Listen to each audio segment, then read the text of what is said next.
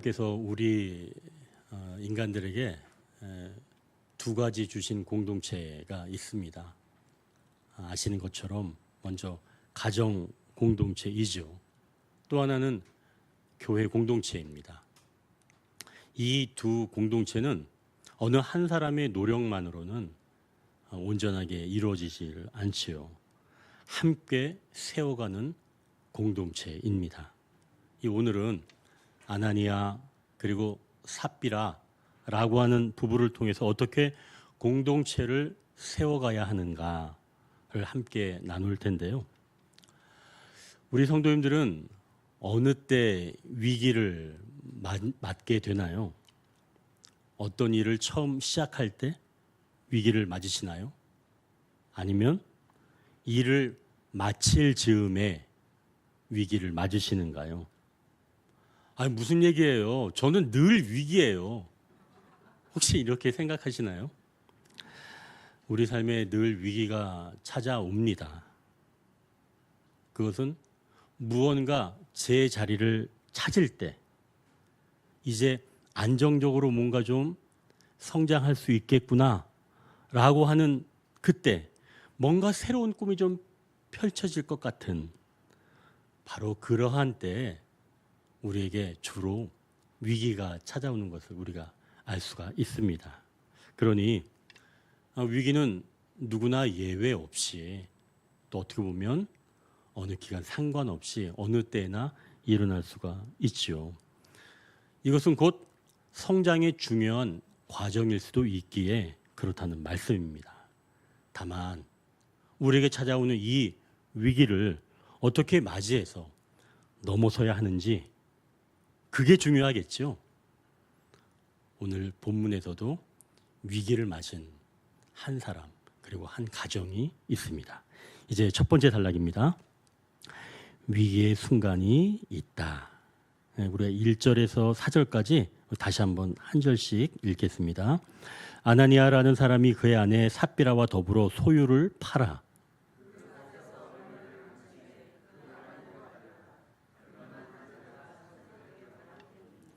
베드로가 이르되 아나니아야 어찌하여 사탄이 내 마음에 가득하여 내가 성령을 속이고 땅값 얼마를 감추었느냐.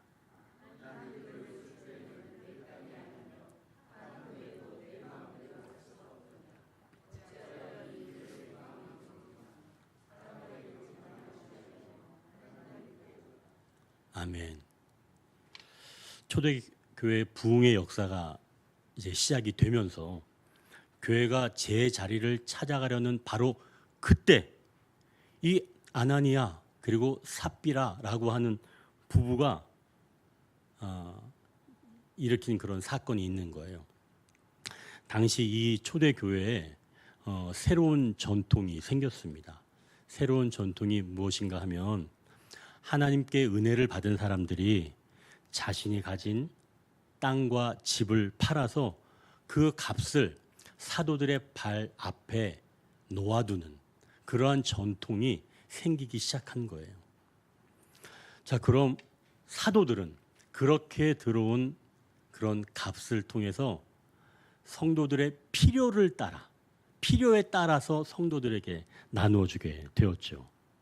이 일로 인해서 초대교회 사람들은 모두 가난한 사람이 없었다고 말씀합니다. 자, 이러한 전통은 여유가 있으면서 은혜를 받은 사람들은 자기의 소유를 팔아 물질을 내놓은 건데요. 이 전통에 따르면 그 판 값을 모두 드렸어야 했는데 이 아나니아와 삽비라 부부는 그렇게 하지 않고 그중 얼마를 감추고 사도들의 발 앞에 내놓은 겁니다. 자, 이제 여러분 한번 생각해 보십시오. 이 부부가 처음부터 의도적으로 땅값의 일부만 내놓기로 작정을 하고 감추었을까요? 그렇다고 보는 학자들이 있습니다. 그러니까 이 부부는 땅값을 내놓은 사람은 교회나 지역 사람들에게 칭찬 그리고 명성을 얻게 되니까 재산의 일부만 가지고도 마치 전부를 내어놓은 것처럼 악의적으로 사도들에게 다가왔다고 보는 거죠. 이게 바로 첫 번째 견해입니다. 대부분 학자들은 이제 이렇게 보고요. 자, 두 번째로는 아니다. 처음에 땅을 팔 때는 순수한 믿음이었다가 막상 땅을 팔고 나니까 마음이 변해서 얼마를 감춰놓은 거다라고 해석하는 학자들이 있습니다. 여러분이 보기에는 어떤 견해가 마음에 와 닿으시나요? 처음부터 계획적으로 접근했다고 보나요? 아니면 처음에 의도는 순수했는데 막상 돈을 손에 쥐어 보니까 그때 마음이 달라진 것 같다라고 하는 생각이 드시나요? 좀 전에도 말씀드렸던 것처럼 대부분 견해는 첫 번째 견해를 따릅니다. 악의적으로 접근했다고 하는 그런 견해죠. 그 칭찬과 명성을 얻기 위해서 자기 재산의 일부만 가지고 마치 전체를 드린 것처럼 속이며 접근했다라고 하는 견해를 대부분 취하고 있습니다. 그러나 우리는 오늘 두 번째 견해로 접근하기를 원합니다. 즉, 처음에는 순수한 마음이었는데 막상 돈을 내 손에 쥐고 보니까 그때 마음이 변하게 되었다라고 하는 바로 그 견해로 우리가 이 본문을 이해하기를 원합니다. 아니, 목사님, 그건 너무 주관적인 해석 아닌가요? 이렇게 이야기할 수 있을 것 같은데요. 2절 상반절을 한번 보십시오. 그 값에서 얼마를 감추매. 여기서 감추매라고 하는 말씀은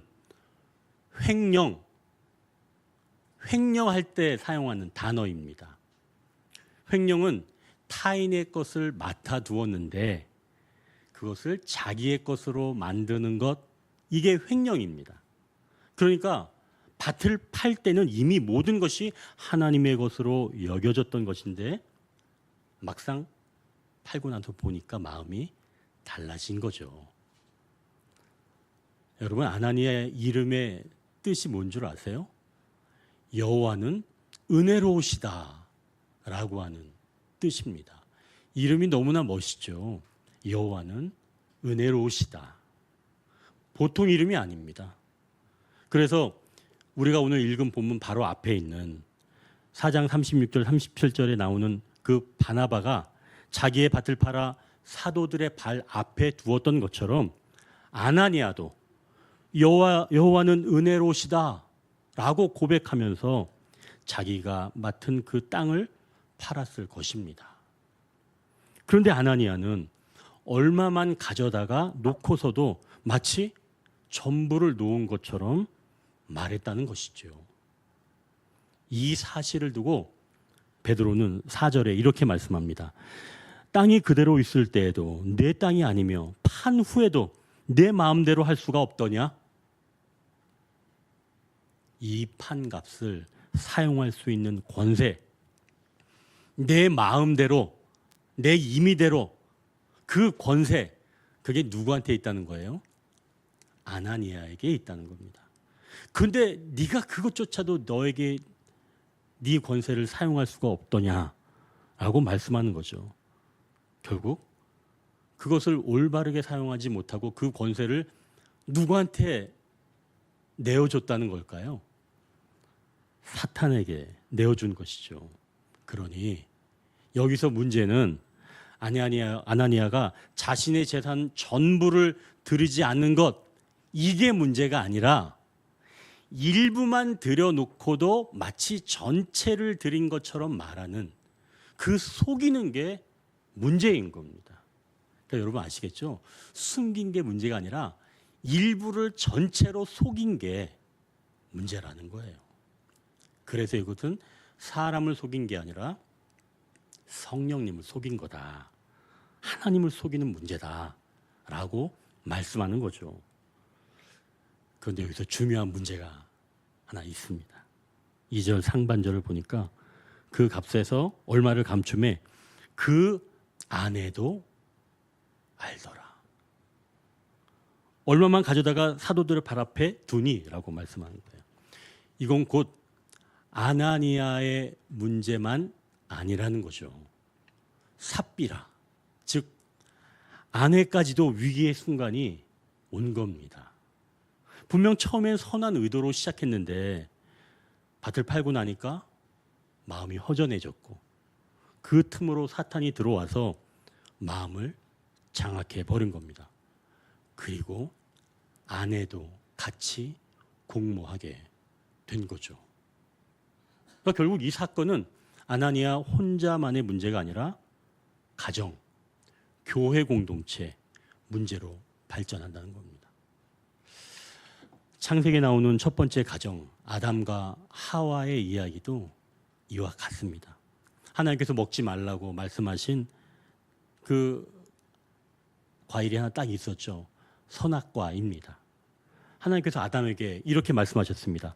선악을 알게 하는 나무의 열매는 먹지 말라. 그런데 하루는 이 뱀이 아담이 없는 틈을 타서 아내 하와에게 나타나 선악과를 돋보이게 말합니다. 하와는 뱀의 이야기를 듣고 다시 그 선악을 알게 하는 나무를 바라보게 된 거죠. 여기서 제가 성경을 직접 읽겠습니다. 창세기 3장 6절인데요. 여자가 그 나무를 본즉 먹음직도 하고 보암직도 하고 지혜롭게 할 만큼 탐스럽기도 한 나무인지라. 여자가 그 열매를 따먹고 자기와 함께 있는 남편에게도 주매 그도 먹은지라. 하와는 뱀의 이야기를 듣고 그 열매를 다시 보게 된 겁니다. 예전에는 그렇지 않았는데 그 뱀의 이야기를 듣고 나니까 더 탐스럽게 보이기 시작한 거죠. 하와는 그래서 참지 못하고 하나님께서 먹지 말라고 하신 이 열매를 먼저 따먹게 됩니다. 그리고 남편에게도 준 거예요. 하와 한 사람만의 문제가 아니라 이 가정 전체가 문제가 된 거죠. 모두 위기의 순간을 맞이하게 된 겁니다. 선악과를 먹은 부부는 결국 하나님을 피하게 되었고 부부가 서로 갈등하게 되었으며 이 죄로 인해서 인류 전체의 죄의 형벌이 시작되었습니다. 모두의 문제가 된 거죠. 결국 한 사람의 위기 그리고 잘못된 선택이 공동체에 큰 타격을 입힌 겁니다. 나 한 사람만 유혹받는 것 같지만 그 일은 공동체 자체의 위기로 번져간다는 겁니다. 우리가 가족을 위해 그리고 교회 성도들을 위해 기도해야 할 이유가 여기에 있는 겁니다. 여러분, 가족을 위해 우리가 끊임없이 기도해야 합니다. 가족이 한 사람이 무너지면 가정 공동체가 무너지는 거예요. 그러니 여러분, 가족을 위해서 우리는 기도해야 합니다. 뿐만 아니라 교회 성도들을 위해서, 내 옆의 성도들을 위해서 기도해야 합니다. 이게 곧 나와 공동체 모두를 위한 거예요. 그러니 여러분, 기도하기를 쉬면 안 됩니다. 게을리하지 마십시오. 기도는 꼭 내 가족과 공동체 모든 구성원을 위해서 기도하시기를 바랍니다. 그럼 이러한 위기가 올 때 미리 좀 예방하는 것도 좀 있지 않을까요?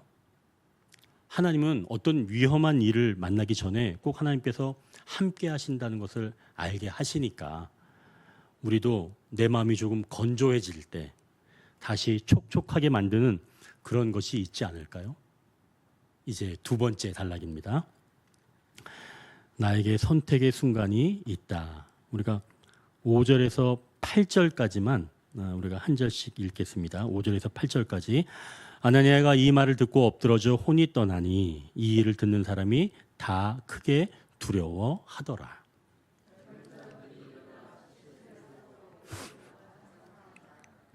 세 시간쯤 지나 그의 아내가 그 일어난 일을 알지 못하고 들어오니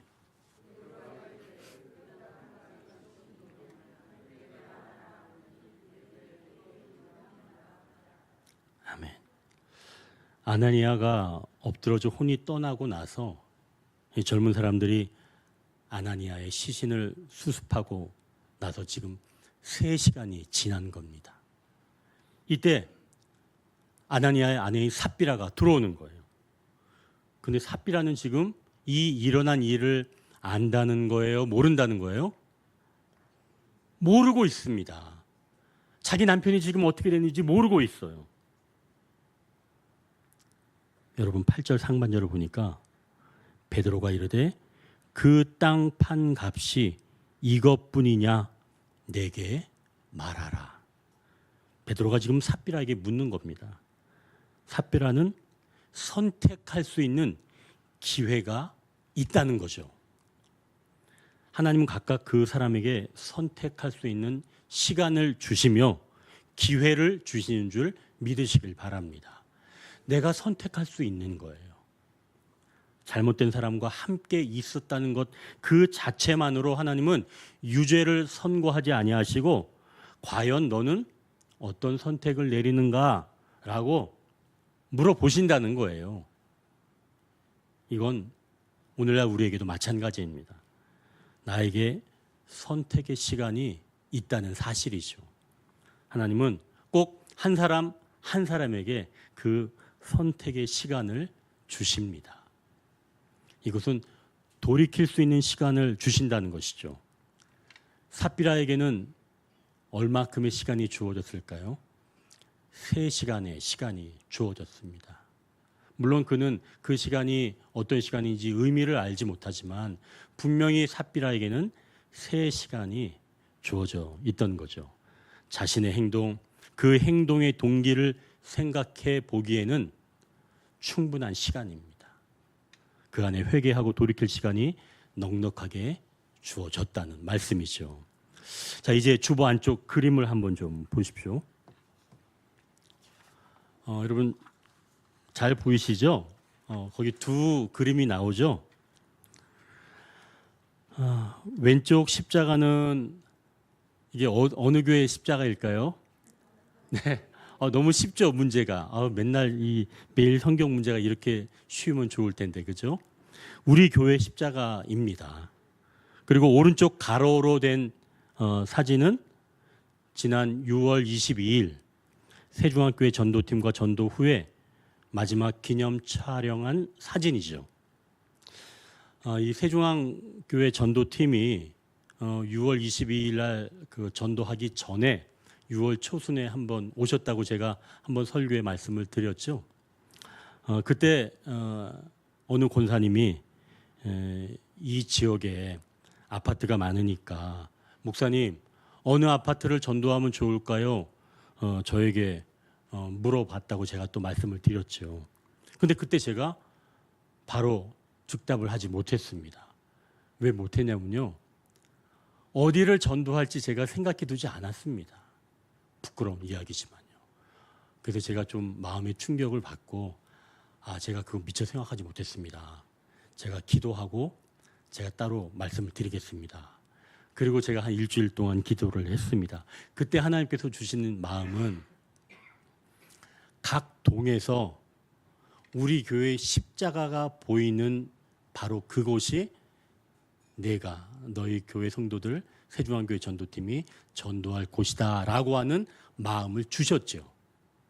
그래서 제가 한 방법은 교회 십자가로 올라가서 과연 이 교회 십자가가 보이는 아파트 단지 몇 동일까? 제가 사진을 다 일일이 찍었다고 제가 말씀드렸죠. 예, 그래서 사진 보여드렸죠. 그래서 올라가 봐서 이제 봤더니 그 아파트 단지 중에 두보 101동, 두보 102동, 두보 105동, 주공 508동, 주공 506동 정도가 우리 교회 십자가가 보였습니다. 그래서 이제 그 보인 그 아파트 동을 전도팀이 전도하기 시작했죠. 그래서 정말 101동에 사시는 우리 장로님, 그리고 105동에 사시는 우리 집사님이 교회에 새롭게 오셨습니다. 여러분 놀랍지 않으세요? 아니, 저만 놀랍나요? 저는 그때 엄청 놀랐어요. 하나님께서 주신 마음대로 올라가서 사진을 찍고, 아, 이 아파트 단지에서 우리 십자가 보이는구나. 이렇게 확인을 하고 정말 기도하면서 전도하였는데 정말 귀한 분들이 오셨습니다. 너무 가슴이 뜨거워졌죠.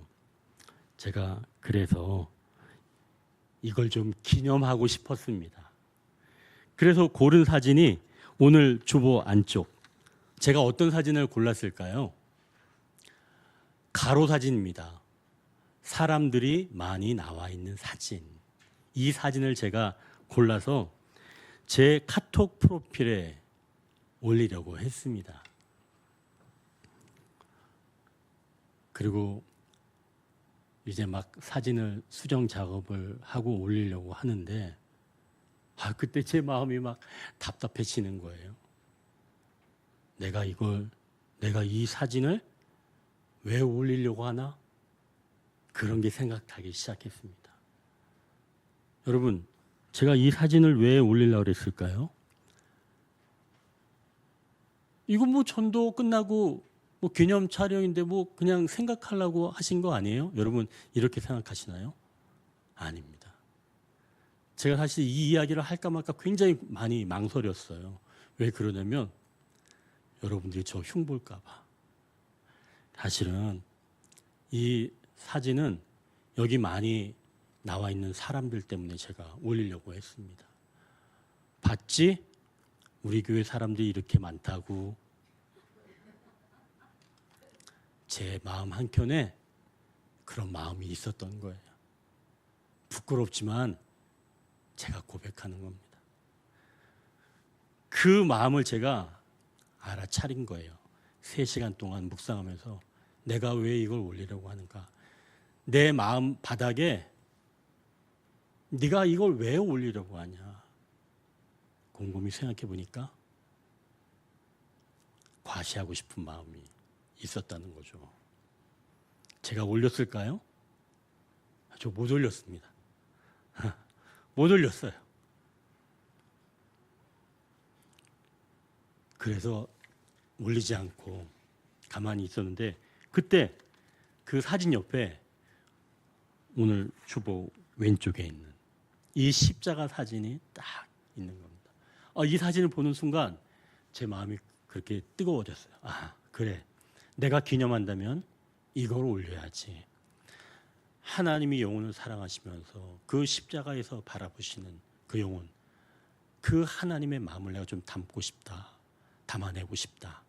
그런 의미에서 제가 이 왼쪽에 있는 사진, 세로로 된 사진을 카톡 프로필에 제가 오랜만에 카톡 프로필 사진을 바꿨습니다. 아마 여러분들 저랑 카톡 하신 분들은 좀 주의 깊게 보셨으면 아마 제 카톡 프로필 사진이 바뀐 거를 알 수가 있을 겁니다. 제 그 3시간은 저의 민낯을 확인하는 그런 시간이었죠. 여러분 정말 사실 부끄러운 겁니다. 그런데 제가 왜 여러분한테 이걸 고백하냐면요. 우리는 유기적인 관계예요.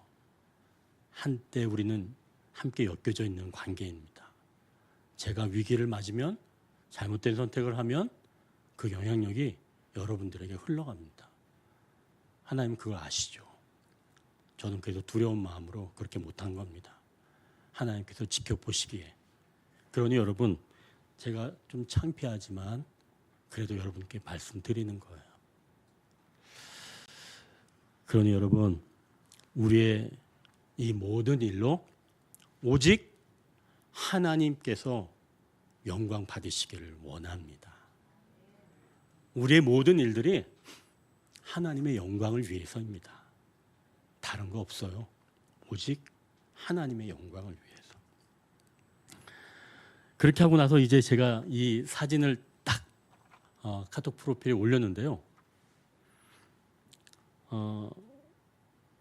제가 이제 올리면서 그때 그 기분을 좀 느꼈죠. 하나님 정말 감사합니다. 하나님께서 정말 영혼들을 그렇게 보내주셔서 만나게 하신 것을 감사합니다. 이제 이렇게 기도를 했는데 제가 이 카톡 프로필을 올리고 나서 얼마 지나지 않아서 아유 어느 분이 제 이 카톡 프로필 사진을 복사해 가신 거예요. 그래서 본인 카톡 프로필에 이걸 올리신 거예요. 저는 깜짝 놀랐어요. 그리고 너무 감사했어요.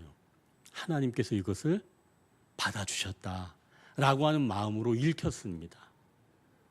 그래서 하나님께서 이 마음을 받아주셨구나. 그분은 이제 뭐 그분이 계속 카톡 프로필 그거를 쓰지 않겠죠. 좀 이따 바꾸시겠죠. 그러나 분명히 하나님께서 그것을 좋은 그림이라고 여겨 주시면서 그분에게도 영적 영향력이 스며든 줄 믿습니다. 그러니 여러분, 한 사람의 위기가 전체 위기가 될 수 있지만 내가 어떤 것을 선택한다면 그 선택이 곧 다른 사람에게 스며들게 된다는 것이지요. 그러니 여러분, 나에게 위기의 순간이 있지만 또한 선택의 시간이 있음을 기억하시기를 바랍니다. 그때 우리는 물리적인 3시간만이라도 그 일로 주님을 묵상한다면 우리의 선택이 주님이 주시는 마음으로 선택되는 줄 믿습니다. 자, 이제 삽비라가 어떻게 말하는지 한번 8절 한번 보십시오. 8절 하반절 보니까 삽비라가 이르되 예 이것뿐이라 하더라. 남편이 이 일로 어떻게 되는지 알지 못하고 3시간 동안 깊이 묵상하지 않고 그만 육적인 선택을 내리게 되었습니다. 네, 그게 전부입니다. 삽비라는 이렇게 육적인 선택을 내렸고 그녀는 남편과 같은 날에 죽게 되었죠. 사실 제 꿈이 아내와 같은 날 죽는 거거든요. 근데 이것 보니까 같은 날 죽는 게 별로 좋은 꿈은 아닌 것 같아요. 어떻게 죽는가가 중요하겠지요. 여러분, 꿈도 나름인 것 같습니다. 그러니 우리가 어떠한 선택을 내려야 하는지 우리가 깊이 3시간만이라도 묵상한다면 우리의 그 선택을 통해서 나와 공동체가 살아날 수 있는 길이 열려지는 줄 믿으시길 바랍니다. 이제 마지막 3번째 단락입니다. 함께 세워간다고 말씀한다. 우리가 11절을 같이 읽겠습니다. 온 교회와 아멘. 지금 초대교회 모처럼 부흥의 물결이 지금 일어나기 시작을 했는데요. 아나니아와 삽비라 이 부부의 사건을 통해서 그러면 부흥의 역사가 시들해질까요? 아닙니다. 하나님은 온 교회와 이 일을 듣는 사람들의 마음을 참된 두려움, 즉 하나님을 향한 그 경외심으로 교회의 부흥을 이끌어 가십니다. 자, 그럼 구체적으로 어떤 경외심으로 이 위기를 극복해 나가셨을까요? 5절 한번 보십시오. 아나니아가 베드로의 말을 듣고 혼이 떠나니 이 일을 듣는 사람이 다 크게 두려워하였다고 말씀합니다. 무서운 거예요. 사도가 그 사람의 마음을 알고 말하니까 그 영혼이 떠나간 겁니다. 그런데 이 일이 한 번 일어날 때는 뭐 어쩌다가 사도가 알아맞혔겠지라고 우연으로 여길 수가 있습니다. 의심할 수가 있다는 거죠. 그런데 같은 일이 또 일어난 겁니다. 베드로가 삽비라에게 말할 때 더 담대하게 말하는데요. 9절을 보십시오. 보라, 내 남편을 장사하고 오는 사람들의 발이 문 앞에 이르렀으니 또 너를 메어 내가리라 하니. 베드로가 생각하기에 처음 아나니아가 죽는 그것을 보고 이 일을 하나님께서 어떻게 여기시는지 확신하게 되니까 이제 베드로가 담대하게 선포하는 겁니다. 그랬더니 이번에도 삽비라가 바로 죽은 거예요. 아나니아와 삽비라 죽음은 이 공동체 구성원들의 죄의 심각성, 하나님의 공의를 뼛속 깊이 각인시켜주는 효과를 얻게 된 겁니다. 이 정도는 괜찮겠지 하는 그런 아니란 생각이나 위선적인 태도가 얼마나 치명적인 결과를 가져올 수 있는지 직접 목격했기 때문에 성도들은 자신의 마음과 그 동기를 더욱 살피게 되었다는 거죠. 마치 저처럼 말입니다. 즉 이 일로 공동체 내에서 거짓과 위선이 발붙일 수 없게 되었다는 겁니다. 이는 교회의 영적 면역력을 강화하고 거룩함과 순수함을 유지하는 기반이 된 것이죠. 그 두려움이 경외함으로 마치 몸 안에 암세포를 제거함으로써 건강한 생명을 지키는 것과 같은 겁니다. 자, 이렇게 죄에 대한 경각심이 생기면서 공동체의 거룩과 순수함이 유지되었다면 이번에는 사도들의 권위를 한번 좀 생각해 보십시오. 이 사건을 통해서 사도들의 영적 권위가 더욱 견고해진 겁니다. 성도들은 사도들이 전한 말씀이 단순히 인간의 말이 아니라 하나님의 말씀임을 분명히 깨닫게 된 거죠. 이는 공동체 내부에 하나님을 경외하는 경건한 영적 질서가 확립되는 순간입니다. 이 결과 공동체는 혼란에 빠지지 않고 오히려 더욱 단단하게 결속된 것이죠. 모든 성도가 하나님 앞에서 겸손하게 자신을 낮추고 하나님의 말씀과 사도들의 가르침에 순종하면서 함께 나아갈 수 있는 그러한 토대가 마련된 것입니다. 또 세 번째로는 사도들은 더욱 담대하게 복음을 증거하게 되었습니다. 즉 외적인 확장이 이루어지게 된 것이죠.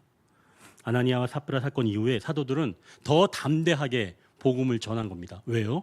하나님께서 영적 권위를 심어주셨으니까, 힘을 주셨으니까. 그래서 세상 사람들조차도 이 사도들을 함부로 대하지 못하고 두려워하게 된 겁니다. 동시에 하나님께서 이 사도들을 통해서 수많은 기적 같은 일들을 행하기 시작하셨어요. 그러니 교회의 내적인 거룩함 또 외적인 능력이 조화를 이루면서 결국 믿는 사람들의 수가 폭발적으로 증가되고 놀라운 부흥이 일어나게 되었다는 것이죠. 심지어 병든 자들이 베드로의 그림자라도 덮기를 바라면서 길거리에 눕는 일까지 벌어지게 된 겁니다. 이것은 곧 교회가 거룩함을 통해서 세상에 강력한 영향력을 미치고 생명을 살리는 통로가 되었음을 확인하는 순간이 된 겁니다. 그럼 목사님, 누가 죽어야만이 경각심을 갖고 또 두려움으로 가정과 교회가 일어서는 겁니까? 그럼 꼭 누군가 죽어야 되는 건가요? 여러분 이런 생각 안 드세요? 꼭 누가 죽어야 됩니까? 여러분 분명히 아나니아 삽비라 이 죽음은 두려움을 주면서 부흥하게 된 겁니다. 그러나 우리 주 예수 그리스도의 죽음은 두려움이 아니라 우리에게 소망을 주시면서 우리를 부흥케 하시는 줄 믿으시길 바랍니다. 그러니 여러분 여기서 중요한 것은 우리 육체의 죽음을 말하는 거예요. 하나님의 뜻과 계획에 반대로 가려는 그 습성들이 죽어야 함을 말씀합니다. 우린 예수 그리스도의 죽음을 가진 공동체입니다. 그 안에 영원한 생명이 있고 온전한 구원이 있습니다. 나의 죄로 인해서 그리고 나를 다시 살리신 예수 그리스도의 그 죽으심이 우리 안에 있기 때문에 우리가 붙잡는 그 십자가로 인해서 우리에게 소망이 있는 줄 믿으시길 바랍니다. 이 성경에 나오는 어느 가정이 오늘 본문과 꼭 같은 그런 스토리를 갖고 있기 때문에 제가 이 가정 이야기를 하면서 말씀을 마치겠습니다. 우리가 새벽에 야곱의 가정 이야기를 요즘 나누고 있죠. 지난주에 나눴던 내용이 오늘 본문에 나오는 바로 그 내용과 딱 일치가 됩니다. 야곱의 이름이 야곱에서 이스라엘로 바뀐 거는 우리가 알고 계시죠. 그런데 이 이스라엘이 첫 번째 이스라엘이라고 이야기해 준 때가 있고 또 두 번째 다시 이스라엘이라고 이야기해 주신 때가 있습니다. 첫 번째 이 야곱이 이스라엘로 이름으로 바뀐 데는 야곱이 에서를 만나기 전, 자기 쌍둥이 형을 만나기 전에 야복강에서 씨름할 때입니다. 어떤 사람? 그 사람은 곧 하나님이시죠. 하나님과 만나 씨름을 하다가 이 야곱이 이 사람에게 내가 꼭 축복을 받으리라 라고 하는 그런 굳은 결심을 통해서 이 사람을 놓아주지 않습니다. 그러자 이 사람, 즉 하나님은 하나님이 반칙을 하셔서 야곱의 환도뼈를 힘줄을 내려치시죠. 그래서 하나님은 스스로 반칙패를 당하시면서 이 야곱을 축복하십니다.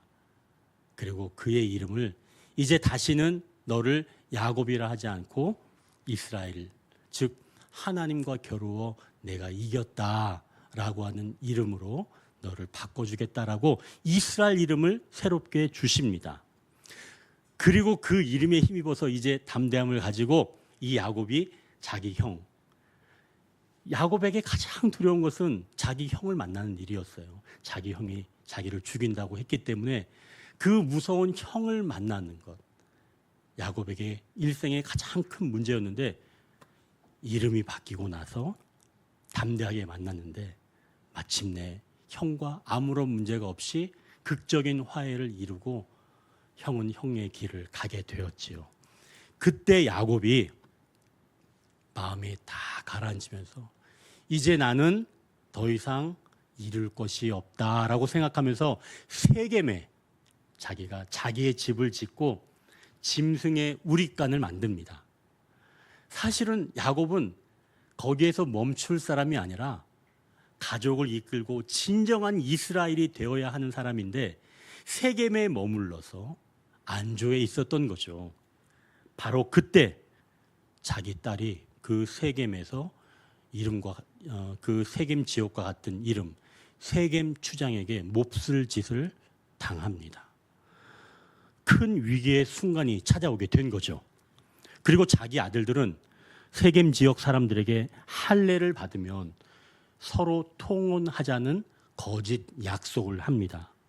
그리고 그 세겜 지역 사람들이 할례를 받아서 아직 낫지 않은 그 고통스러운 때에 야곱의 아들들 시몬과 레위가 칼을 차고 그 모든 사람들을 다 죽이게 되죠. 야곱이 너무 놀라서 이 일을 어떻게 해야 할지 모르던 바로 그때 한 사람이 이 위기가 결국 가족 전체의 위기가 된 것입니다. 하나님이 바로 그때 나타나셔서 너는 베델로 올라가라 라고 말씀해 주시죠. 야곱은 그 이야기를 듣고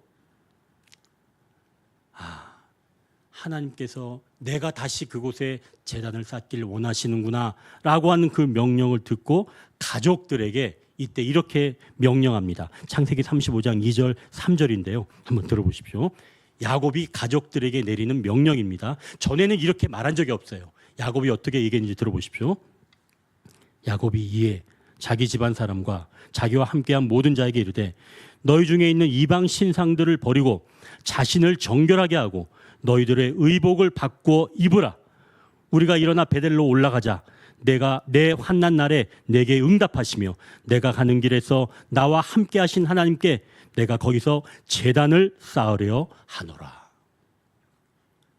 야곱의 위기가 곧 가족의 위기가 되었고 야곱은 선택의 순간 하나님의 말씀에 순종하여 베델로 올라가기로 결단을 한 겁니다. 그럼 그게 혼자 가는 거예요?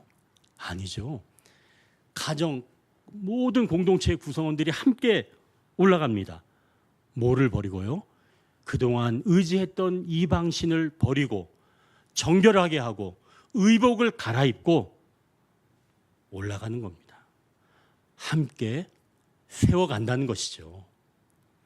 나 홀로 개인의 신앙으로 세워가는 것이 아니라 공동체가 함께 세워가는 것입니다. 야곱이 결국 가족을 이끌고 베델로 올라가서 다시 하나님을 예배합니다.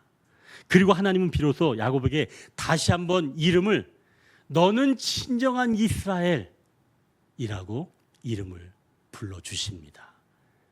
야곱의 인생이 드디어 모든 가족 공동체의 구성원이 합심하여서 이뤄낸 결과이죠. 이제 야곱은 야곱이 아닙니다. 누구의 뒷다리나 붙잡는 그런 야곱이 아니라 이제는 한 민족을 이루는 하나님 나라 백성을 이루는 바로 그 민족의 근간을 이루는 게 바로 이때 야곱이 이루게 된다는 것이죠. 여러분, 이제 개인의 신앙이 개인으로 끝나지 않는다는 것을 기억하십시오. 우리는 가족과 또한 교인들 간의 유기적인 관계로 연결되어 있습니다. 그래서 한 사람의 위기는 곧 전체의 위기일 수 있습니다.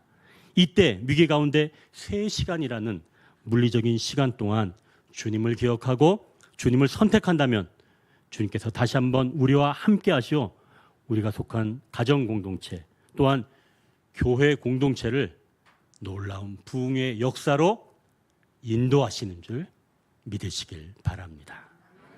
말씀을 정리합니다. 위기의 순간이 있습니다. 나에게 선택의 순간이 있습니다. 함께 세워간다고 말씀합니다. 기도하겠습니다.